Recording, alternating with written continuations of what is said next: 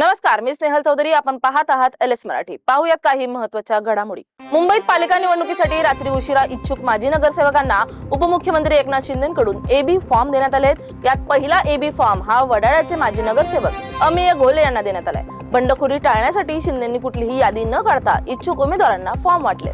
आगामी निवडणुकांच्या पार्श्वभूमीवर पुणे जिल्ह्यातील राजकारणात मोठी उलथापालथ पाहायला मिळते. राष्ट्रवादी काँग्रेस शरदचंद्र पवार गटाचे आमदार बापूसाहेब पठारे यांचे पुत्र सुरेंद्र पठारे आणि सून ऐश्वर्या पठारे यांना भाजपकडून उमेदवारी देण्यात आली आहे. या घडामोडीमुळे स्थानिक पातळीवरील राजकीय समीकरण बदलण्याची शक्यता वर्तवली जाते. विक्रोळीतील वॉर्ड क्रमांक 119 ही जागा मनसेला मिळाली होती. मात्र मनसेचे उमेदवार संतोष देसाई यांच्या उमेदवारीवर ठाकरेंच्या शिवसेनेनं आक्षेप घेतला.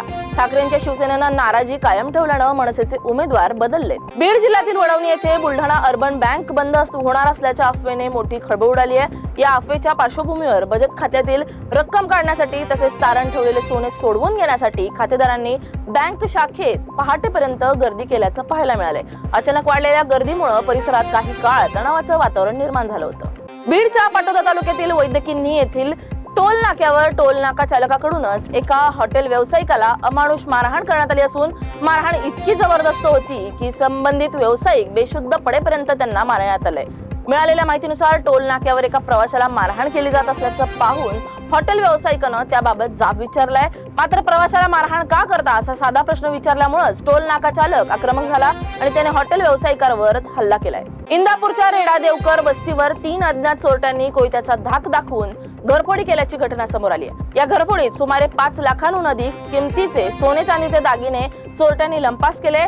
ही संपूर्ण घटना CCTV कॅमेऱ्यात कैद झाली असून पुढील तपास पोलिसांकडून सुरू आहे. बीडच्या आंबेजोगाईमध्ये एका ऊसतोड कामगाराच्या मुलाने परिस्थितीवर मात करून MPSC परीक्षेत यश मिळवत PSI पद मिळवले. आपल्या गावातील मुलगा फौजदार झाल्याचं समजताच ग्रामस्थांनी त्याचा जाहीर सत्कार केलाय. यावेळी त्यांच्या आई वडिलांच्या डोळ्यात आनंदाश्रू होते. त्यांच्या या यशामुळे आंबेजोगाई तालुक्यातून कौतुकाचा वर्षाव होतोय.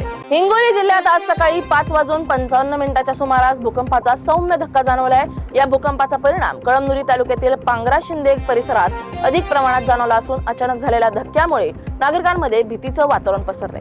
सकाळच्या वेळेत हा धक्का जाणवला. या धक्क्यामुळे काही नागरिक घराबाहेर पडल्याचं चित्र पाहायला मिळालंय. मात्र सुदैवाने आतापर्यंत कोणत्याही प्रकारची जीवित किंवा वित्तहानी झाल्याची माहिती समोर आलेली नाही. हिंगोलीच्या औंढा नागनाथमध्ये 2 कारची समोरासमोर धडक होऊन अपघात झालाय.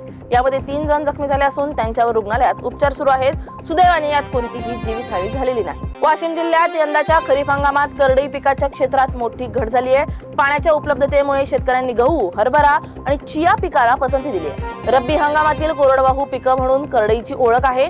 खाद्यतेलासाठी करडईचा वापर केला जातो. मात्र खर्चाच्या तुलनेत अपेक्षित उत्पादन आणि योग्य दर मिळत नसल्यानं दिवसेंदिवस करडईचं क्षेत्र घटत चाललंय. या होत्या काही महत्त्वाच्या घडामोडी. पाहत रहा LS मराठी.